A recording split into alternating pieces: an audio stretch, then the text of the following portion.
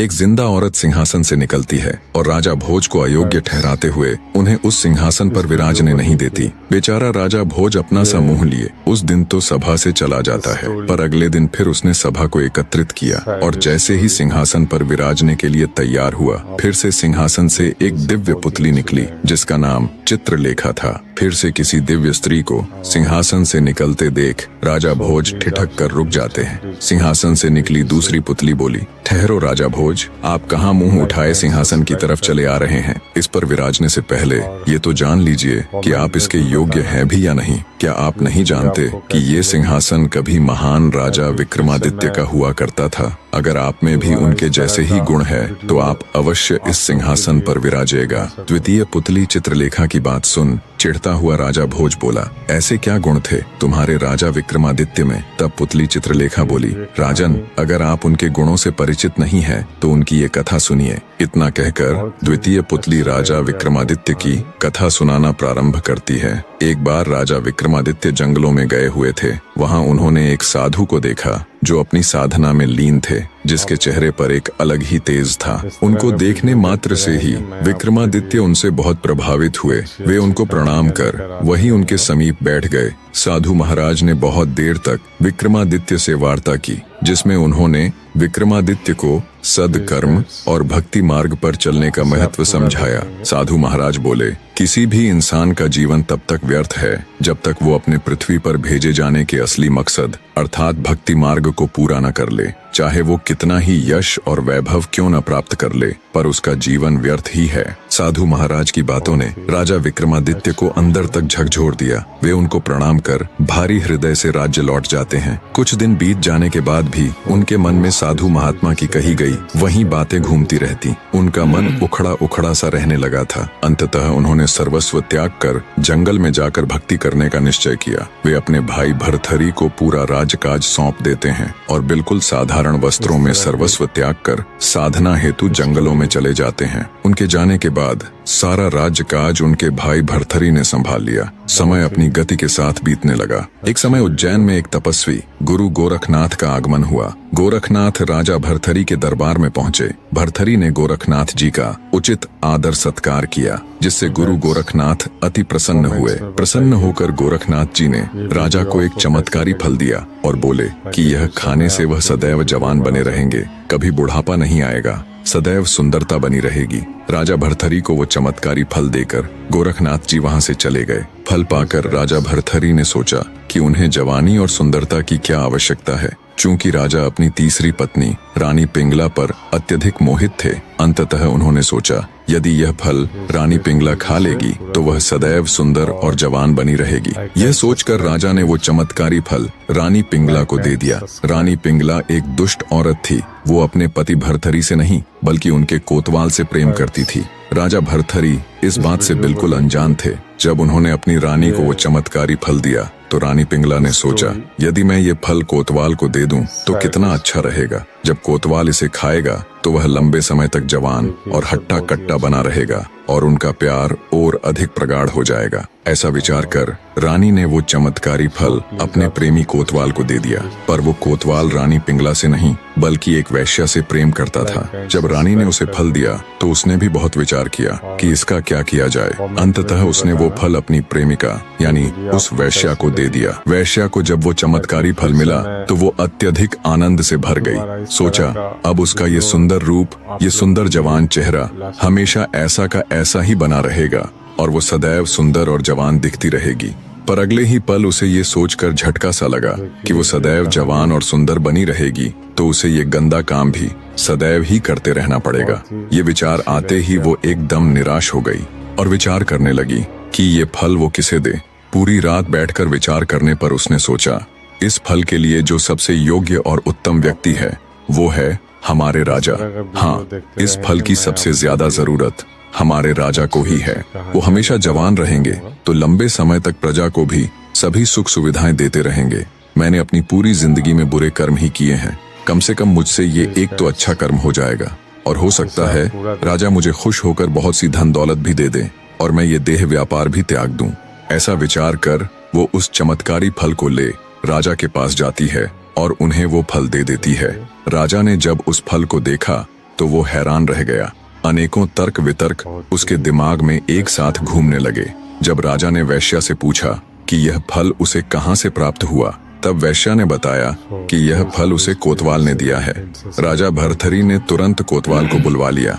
सख्ती से पूछने पर कोतवाल ने बताया कि यह फल उसे रानी पिंगला ने दिया है। जब भर्तहरि को पूरी सच्चाई मालूम हुई तो उनके पैरों नीचे से जमीन खिसक गई। उन्हें समझते देर न लगी कि रानी पिंगला उन्हें धोखा दे रही है। वो अपनी पत्नी के पास जाते हैं और कहते हैं, रानी, मैंने जो फल तुम्हें दिया था वो कहाँ है? राजा की बात सुन दुष्ट रानी बोली, महाराज, वो फल तो मैंने खा लिया। रानी की बात सुन राजा बोले, अरे रानी, क्या तुमने मेरे लिए जरा सा भी नहीं छोड़ा? क्या तुम अकेले ही अमर होना चाहती हो? तब रानी कुछ कहती, उससे पहले ही राजा ने वो फल निकालकर रानी को दिखाया। रानी ने जब उस फल को राजा के पास देखा तो उसके पैरों नीचे से जमीन खिसक गई। डर और घबराहट के मिश्रित भावों से वो थर थर कांपने लगी। पता नहीं अब राजा उसके साथ क्या करेंगे। पर राजा भर्तहरि बिना रानी को एक भी शब्द बोले वहां से चले जाते हैं। पत्नी से मिले धोखे से वो इतने आहत हो उठते हैं कि राज्य काज इन सब से उनका मन एकदम भर जाता है और उनके मन में वैराग्य की भावना जाग उठती है। अंततः वे भी अपने भाई विक्रमादित्य की तरह सब कुछ छोड़ छाड़ कर साधना हेतु जंगलों में चले जाते हैं। उनके जाने के बाद रानी पिंगला अत्यधिक आत्मग्लानि से भर उठती है। उन्हें अपने किए पर बहुत शर्मिंदगी हो रही थी। जब उनसे ये सब बर्दाश्त ना हुआ तो उन्होंने खुद की जान ले ली। राजा भर्तहरि के जाने के बाद उज्जैन का सिंहासन एकदम रिक्त हो जाता है। अब ना तो उज्जैन का कोई रखवाला था और ना ही कोई राजा। चारों तरफ हाहाकार मची हुई थी। हर तरफ हो हल्ला हो रहा था। पूरे उज्जैन राज्य में हर जगह हुड़दंग और उत्पात फैला था। ना कोई रोकने वाला था, ना कोई टोकने वाला था, ना कोई राजा था और ना कोई रखवाला। दिन ब दिन उज्जैन की स्थिति बिगड़ती जा रही थी। हर कोई अपनी मनमानी कर रहा था। उड़ते उड़ते जब ये खबर इंद्र के अखाड़े में पहुंची कि उज्जैन का राजा तो राज्य छोड़कर चला गया है और वहां अब हर तरफ अशांति फैली हुई है, तो सभी देवों ने आपस में सलाह मशवरा कर अपने एक दूत को उज्जैन की रखवाली करने के लिए पृथ्वी पर भेज दिया। इधर जब राजा विक्रमादित्य की भक्ति साधना संपूर्ण हुई तो उन्होंने सोचा, भाई को राज्य सौंप कर आया था, अब चलकर देखना चाहिए वो किस तरह राज्य कर रहा है। रात होते होते जब विक्रमादित्य उज्जैन नगरी के द्वार पर पहुंचे तो उन्हें दूर से आता देख उज्जैन की सुरक्षा में तैनात इंद्रदेव का दूत बोला, कौन हो तुम और मुंह उठाए अंदर कहाँ चले आ रहे हो? अपना परिचय दो वरना मैं तुम्हें मार डालूंगा। दूत की बात सुन विक्रमादित्य ने उसे अपना परिचय दिया और कहा कि मैं राजा विक्रम हूँ, तू अपनी बता, तू कौन है? दूत ने बताया कि उसे सभी देवताओं ने आपसी सलाह से यहाँ रखवाली के लिए भेजा है, क्योंकि यहाँ का राजा भर्तहरि राज्य को छोड़कर चला गया। आगे वो दूत बोला, मैं तुम्हें नहीं जानता, पर मैंने राजा विक्रमादित्य का नाम जरूर सुन रखा है। उस वीर पुरुष के किस्सों से मैं भली भांति परिचित हूँ, पर मैं कैसे मान लूं तुम वही महान राजा विक्रमादित्य हो? अगर तुम सच में विक्रमादित्य ही हो तो मुझे युद्ध में परास्त करके दिखाओ, तब मैं ये अवश्य ही मान लूंगा कि तुम ही राजा विक्रमादित्य हो। देव की बात सुन विक्रमादित्य बोला, अगर तुम ऐसा ही चाहते हो तो ठीक है। दोनों के बीच युद्ध हुआ और कुछ ही देर में विक्रमादित्य ने उस दूत को पछाड़ दिया। तब दूत अपनी हार स्वीकारते हुए बोला, मान गया कि तुम ही राजा विक्रमादित्य हो। तुम मुझे कुछ मत करो, मैं तुम्हें एक ऐसा वरदान दूंगा जो आजीवन तुम्हारे काम आएगा। दूत की बात सुन विक्रमादित्य हंसता हुआ बोला, तू मुझे वर देगा? तब दूत बोला, मेरी बात कान खोलकर सुनो विक्रमादित्य, माना कि तुम सबसे श्रेष्ठ हो, माना कि सब राजा तुमसे डरते हैं, माना कि पूरे देश में तुम सा कोई दूसरा राजा नहीं, पर हे राजन, मैं तुम्हें ऐसे 4 वीर भेंट करूंगा जो तुम्हारी आज्ञा से कहीं भी आ जा सकते हैं। वो सूक्ष्म से सूक्ष्म और दीर्घ से दीर्घ हो सकते हैं। जब भी तुम्हें उनकी जरूरत हो बस एक आवाज देना, वो चारों हाजिर हो जाएंगे। इतना कहते हुए उस इंद्र के दूत ने वे 4 वीर राजा विक्रमादित्य को भेंट कर दिए। कहते हैं तब से राजा विक्रमादित्य को वीर विक्रमादित्य के नाम से जाना जाने लगा। राजा वीर विक्रमादित्य के वापस आने से संपूर्ण उज्जैन नगरी ने खुश हो भगवान श्री राम के आगमन की ही तरह विक्रमादित्य का स्वागत भी घी के दिए जलाकर किया। पूरे राज्य में हर तरफ खुशियों का माहौल था। उज्जैन की प्रजा एक बार फिर से अपने चहीते राजा विक्रमादित्य को पाकर खुश थी। महान राजा विक्रमादित्य की जीवन गाथा का किस्सा सुनाकर राजा भोज से कहती है, हे राजा भोज, क्या तुम्हारे अंदर है इतनी क्षमता कि तुम चंद पलों में अपने राज्य को तज कर भक्ति साधना के लिए चले जाओ? क्या तुम्हारे अंदर है इतनी क्षमता कि तुम भगवान इंद्र के दूत को परास्त कर उसे अपना गुलाम बना लो और वर देने के लिए विवश कर दो? क्या तुम्हारे पास भी है राजा विक्रमादित्य की तरह वो 4 शक्तिशाली वीर जो तुम्हारे बस एक इशारे पर तुम्हारे लिए कुछ भी कर दें? अगर है तुम्हारे अंदर भी ये सब खूबियां तो बेशक तुम इस सिंहासन पर विराजमान हो सकते हो। द्वितीय पुतली चित्रलेखा की बात सुन राजा भोज का मुंह उतर जाता है। विक्रमादित्य के किस्से सुन राजा भोज को खुद पर बड़ी लज्जा महसूस हुई। उन्होंने अपने मन में विचार किया कि वो तो विक्रमादित्य के सामने सच में ही एक तुच्छ मनुष्य है। सच में कितने महान थे विक्रमादित्य, जिन्होंने एक साधु के कहने मात्र से अपना सिंहासन त्याग दिया और राजकाज छोड़कर वर्षों जंगलों में रहकर तप किया। कितने शक्तिशाली थे वो, जिसने देवताओं के भेजे दूत को चंद पल्लों में अपने सामने झुकने पर मजबूर कर दिया। ये सभी विचार करते करते उन्होंने सोचा, पर अब तो विक्रमादित्य यहाँ नहीं है, अब तो उनका समय नहीं है। ये समय मेरा है और मुझे पूरा अधिकार है इस दिव्य सिंहासन पर विराजने का। आज का दिन भले ही बीत गया हो, लेकिन मैं कल अवश्य ही इस अलौकिक सिंहासन पर बैठकर रहूंगा।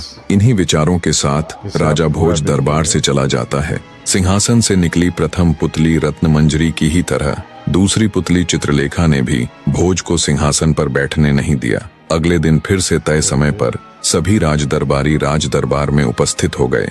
राजा भोज फिर से मन में एक नई उम्मीद लिए सिंहासन पर बैठने को उतावले हो उसकी तरफ बढ़ते हैं। पर जैसे ही वो सिंहासन के पास जाते हैं, एक बार फिर से उस दिव्य सिंहासन से एक रहस्यमयी पुतली प्रकट हुई जिसका नाम था सत्यभामा। राजा भोज को सिंहासन की तरफ बढ़ता देख तीसरी पुतली सत्यभामा गरजती हुई बोली, रुकिए राजा भोज, इस सिंहासन पर बैठने से पहले ये तो जान लो कि क्या तुम इसके योग्य हो भी कि नहीं। जिस महान व्यक्ति का ये सिंहासन था, क्या तुम भी उसके जितने योग्य हो? पुतली की बात सुन राजा भोज के कदम एक बार फिर जहाँ के तहाँ रुक जाते हैं। सिंहासन से निकली तीसरी पुतली सत्यभामा अन्य पुतलियों की ही तरह राजा भोज को वीर विक्रमादित्य का किस्सा सुनाना प्रारंभ करती है। तो सुनो राजन, एक लड़की की नई नई शादी हुई थी। सुहाग रात वाली रात वो सुहाग सेज पर बैठकर अपने पति का इंतजार कर रही थी। तभी कुछ दासियां वहां आई और उसे पकड़कर घर के नीचे बने तल घर में ले गई।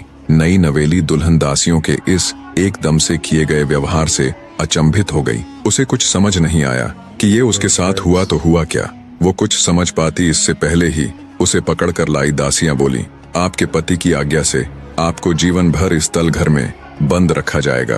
पहले से ही उलझनों में फंसी देवयानी के लिए ये वचन किसी परमाणु बम से कम नहीं थे। अचंभित होती हुई वो उन दासियों से बोली, ये आप क्या कह रही हैं और मुझे क्यों इस तल घर में बंद करके रखा जाएगा? मैं बहू हूँ इस घर की, क्या मुझे यहाँ बंद करने के लिए विवाह करके लाया गया है? मेरे पति कहाँ है? मैं उनसे अभी की अभी मिलना चाहती हूँ। देवयानी की बात सुन दासियां बोली, माफ करे बहू रानी, पर आप उनसे अपने इस जीवन में तो कभी नहीं मिल पाएंगी। दासियों की बात सुन नई नवेली दुल्हन यानी देवयानी के सब्र का बांध टूट गया। वो गुस्से से बोली, ये मेरे साथ क्या व्यवहार हो रहा है? तुम सब ये क्या कह रही हो? आखिर मेरा अपराध क्या है जो मुझसे इस तरह का सलूक किया जा रहा है? तब उनमें से एक दासी बोली, बहुत बड़ा अपराध हुआ है आपसे बहू रानी। सुना है विवाह से पूर्व आप कहा करती थी कि पुरुष की अपेक्षा स्त्री अधिक चतुर और बुद्धिमान होती है। दासी की बात सुन गुस्से में देवयानी बोली, हाँ बिल्कुल मैं ऐसा कहा करती थी और अब भी कहती हूँ कि स्त्री पुरुष की अपेक्षा अधिक चतुर और बुद्धिमान होती है। नई दुल्हन यानी देवयानी की बात सुन दासियां कुछ कहती, उससे पहले ही उस लड़की की सासू वहां आ गई जिसने उसकी ये बात सुन ली। वो गुस्से से देवयानी से बोली, मूर्ख लड़की, तेरे इसी अभिमान का दंड अब तुझे जीवन भर मिलेगा। जिस दिन से मेरे पुत्र ने सुना है कि तुम लड़की होकर इस तरह की बातें करती हो, उसी दिन से वो हमारे पीछे पड़ा हुआ है और उसने आग्रह किया कि वो तुमसे विवाह करना चाहता है और हमें भी मजबूरी में उसकी बात माननी पड़ी। अब वो तुझे जीवन भर इसी तल घर में बंद करके रखेगा, ये देखने के लिए कि तुम कितनी बुद्धिमान हो, कितनी चतुर हो। ये सुन देवयानी के पैरों नीचे से जमीन खिसक जाती है। स्वतः ही उसकी आंखों से टप टप करके आंसू बहने लगते हैं। आगे उसकी सासू बोली, स्त्री को अपनी मर्यादा का ध्यान रखना चाहिए। जो स्त्री अपनी मर्यादा को उल्लंघने की कोशिश करती है, उनकी यही दुर्दशा होती है। इतना कहकर वो दासियों के साथ वहां से चली जाती है। लड़की के ऊपर तो जैसे दुखों का पहाड़ टूट पड़ा था। वो निर्जीव से शरीर के साथ वहीं माथा पकड़कर बैठ जाती है। वहीं पर उस बेचारी को 2 समय का खाना दे दिया जाता। अपने पति के इस कृत्य से देवयानी बहुत आहत हुई। उसे समझ ही नहीं आ रहा था ये उसके साथ हुआ तो हुआ क्या। अब उसके पास सिवाय रोने और अपनी किस्मत को कोसने के और कोई चारा नहीं था। दिन बीतते गए और जब उस बेचारी के रो रो कर आंसू सूख गए तो देवयानी ने अपने मन में ये प्रण किया कि वो उस दुष्ट आदमी को सबक सिखाकर रहेगी और उसका गुरूर तोड़ते हुए ये सिद्ध करके दिखा देगी कि उसकी सोच सही है। ऐसे ही दिन बीतने लगे। उसने अपने पति को सबक सिखाने के लिए एक योजना बनाई और योजना अनुसार एक दिन उसने खाना देने के लिए आने वाली दासी को किसी तरह राजी कर लिया और उसे एक पत्र देते हुए उस पत्र को उसके पिता के पास पहुंचाने के लिए कहा। दासी ने उसके कहे अनुसार वो पत्र उसके पिता के पास पहुंचा दिया। जब वो पत्र उसके पिता ने पढ़ा तो उसकी आंखें फटी रह गईं, क्योंकि उसका पिता बहुत बार अपनी बेटी की ससुराल उससे मिलने उसका हालचाल पूछने के लिए जा चुका था, पर हर बार उसके सामने कोई न कोई बहाना बनाकर उसे उसकी बेटी से मिलने नहीं दिया जाता। आज पहली बार था जब उसे अपनी बेटी की इस दुर्दशा के बारे में पता चला। उसकी बेटी ने पत्र में अपने पिता को सख्त हिदायत दी थी कि उसे छुड़ाने की बिल्कुल भी कोशिश न करे और न ही ये बात किसी दूसरे को बताए, क्योंकि इतना सब होते हुए भी वो अपनी ससुराल पक्ष या अपने पति की जरा सी भी बदनामी नहीं करना चाहती थी। लड़की ने पत्र में अपने पिता से आग्रह किया कि वो अपने घर से लेकर उसकी ससुराल तक एक ऐसी सुरंग बनाए, एक ऐसा गुप्त मार्ग बनाए जिससे वो जब चाहे अपने पिता से मिलने आ सके। अब लड़की का दुखियारा पिता बेचारा मरता क्या न करता। उसने अपनी बेटी के कहे अनुसार सुरंग बनानी शुरू कर दी और कुछ महीनों बाद वो इसमें सफल भी हो गया। एक दिन हमेशा की तरह लड़की बेचारी गुमसुम सी बैठी हुई थी। तभी उसे जमीन के अंदर कुछ ध्वनि सुनाई दी। कुछ ही देर में उस गुप्त मार्ग के जरिए उसका पिता उसकी आंखों के सामने था। बहते नेत्रों के साथ लड़की भागकर अपने पिता से लिपट गई। देवयानी का पिता उसकी हालत देख अत्यंत दुखी हुआ। लड़की सुरंग के रास्ते अपने पिता के घर आ गई। अब वो हर रोज उस गुप्त मार्ग से कुछ समय के लिए अपने पिता के घर जाने लगी। जाने कितने दिनों कितने महीनों बाद उसके चेहरे पर मुस्कान लौटी थी और उसने खुली हवा का एहसास किया था। अब वो स्त्री हर रोज उस सुरंग के जरिए अपने घर आने जाने लगी। स्त्री ने अपने पति को सबक सिखाने के लिए ग्वालन का रूप बना लिया और पिता की सहायता से नगर के बाहर एक छोटा कच्चा मकान बनवा लिया और कुछ गाय भी पाल ली। अब वो ग्वालन के वेश में अच्छी तरह से बन ठन कर अपने पति को रिझाने के लिए उसके आसपास रहकर, जहां वो अपनी मित्र मंडली के साथ उठता बैठता था, दूध बेचने लगी। आखिरकार जैसे उसने सोचा वैसा ही हुआ। उसके पति की निगाह उस पर पड़ ही गई। वो उसके रूप रंग पर इतना मोहित हो गया कि अब तो वो हर रोज उसके आने के समय उसे क्षण भर देखने के लिए वहां बैठने लगा। कई दिन ऐसे ही गुजर गए। तब ग्वालन का वेश धारण किए देवयानी ने खुद ही शुरुआत कर दी और एक दिन दूध देने के बहाने उससे बोली, दूध ले लीजिए ना मालिक, बस थोड़ा सा ही बचा है। अब हर रोज दूध के बहाने उनकी मुलाकात होने लगी। इसी बीच उनमें थोड़ी बहुत बातचीत भी हो जाती। ऐसे ही उनका प्रेम प्रसंग आगे बढ़ने लगा। एक दिन बातों ही बातों में बनिए के लड़के ने उस ग्वालन से अपने प्यार का इजहार कर दिया। अंधे को क्या चाहिए, 2 आंखें। ग्वालन यानी देवयानी ने बिना समय गवाए उसका इजहार स्वीकार कर लिया। बनिए का लड़का अब हर रोज रात को नगर से बाहर बने ग्वालन के ठिकाने पर जाने लगा। अब हर रोज का यही प्रसंग था। देवयानी सुरंग से होती हुई अपने घर आती और वहां से ग्वालन का वेश धारण कर अपने पति से मिलती। ऐसे ही उन दोनों को मिलते मिलते काफी समय बीत गया। बनिए का लड़का अब हर रोज अपनी ग्वालन प्रेमिका को कुछ न कुछ भेंट देने लगा। कभी आभूषण तो कभी धन, तो कभी कुछ तो कभी कुछ। पर फिर एक दिन जब बनिए का लड़का ग्वालन से मिलने आया तो न उसे ग्वालन का वो कच्चा मकान मिला, न उसकी गाय और न वो खुद। ये देख वो भौचक्का सा खड़ा रह गया। उसने आसपास बहुत पूछताछ की, पर कोई उसे कुछ बताता तो तब जब किसी को उस ग्वालन के बारे में कुछ मालूम होता। ग्वालन के प्यार में वो अब हर समय विरक्त रहने लगा। उधर ग्वालन यानी देवयानी का उससे मिलना बंद करने के 2 कारण थे। एक तो वो उसे बिछड़ने का एहसास करवाना चाहती थी और दूसरा कारण ये कि वो माँ बनने वाली थी। एक दिन जब दासियां उसे खाना देने आई तो वहां एक नवजात बच्चे को देवयानी की गोद में खेलता देख दंग रह गई। आखिर वो तो 2 साल से तल घर में बंद थी, तो फिर ये बच्चा कहाँ से आया। वो तुरंत भागी भागी अपनी मालकिन के पास गई और उसे सारी परिस्थिति से अवगत करवाते हुए बोली, माँ जी, अपनी बहू को बच्चा हुआ है। ये बात सुन बुढ़िया उसे झिड़काते हुए बोली, क्या तुम पागल हो गई हो? जो कुछ भी अनाप शनाप बके जा रही हो। 2 साल से तल घर में बंद अकेली स्त्री को बच्चा कैसे पैदा हो सकता है? वो तुरंत दासियों के साथ तल घर में जाती है। देखा तो उनकी बहू की गोद में एक नवजात शिशु खेल रहा है। ये देख उसके भी पैरों नीचे से जमीन खिसक गई। आग बबूला होते हुए बोली, ये बच्चा किसका है? देवयानी बड़े ही शांत स्वर में बोली, मेरा और मेरे पति का है। ये बात सुनते ही उसकी सासू माँ के गुस्से का ठिकाना ना रहा। बोली, नीच, उल्टा, मेरा बेटा तो कभी झांकने भी नहीं आया तल घर में, जो तू उसे इस बच्चे का बाप बता रही है। देवयानी बोली, माँ जी, कुछ भी कहने से पहले आप एक बार उन्हें बुला तो दीजिए। एक बार वो कह दे कि वो मुझसे कभी नहीं मिले। बहू की बात सुन आग बबूला होते हुए उसकी सासू माँ बोली, चरित्रहीन, कब मिला मेरा बेटा तुझसे? पता नहीं किसका पाप मेरे बेटे की सिर मड़ रही है। लगता है ये दासियां भी तुझसे मिली हुई है। लगता है यहाँ कोई गैर पुरुष आता रहा है। इतना कहते हुए बुढ़िया ने उसे घर से निकाल दिया। देवयानी रोती गिड़गिड़ाती रही, पर उन्होंने उसकी एक न सुनी। बेचारी रात के समय आंखों में अश्रु लिए अपने बच्चे को ले चल पड़ती है। संयोगवश उसी रात राजा विक्रमादित्य वेश बदलकर प्रजा का हाल चाल जानने के लिए नगर में निकले हुए थे। उन्होंने जब रोती हुई अकेली स्त्री को देखा तो वो उसके पास गए और उससे रोने का कारण पूछा, पर देवयानी ने अपने ससुराल की बदनामी के डर से उन्हें कुछ न बताया। तब ब्राह्मण वेश में विक्रमादित्य उससे बोला, देखो, तुम मुझे अपना दुख नहीं बताना चाहती तो न सही, पर मेरी एक बात जान लो, जीवन में अन्याय सहना और उसे छुपाने वाला भी उतना ही दोषी होता है जितना कि अन्याय करने वाला। अगर तुम मेरी बात मानो तो तुम्हें राजा विक्रमादित्य के पास जाना चाहिए। वो बड़े न्यायकारी राजा है और एक राजा भी पिता के ही समान होता है। वो अवश्य ही तुम्हारा कष्ट दूर करेंगे। इतना कहकर राजा विक्रमादित्य देवयानी को उसके पिता के घर छोड़ देते हैं। देवयानी को ब्राह्मण यानी विक्रमादित्य की बात खटक गई। उसने सोचा कि आखिर कब तक वो इस अन्याय को सहती रहेगी।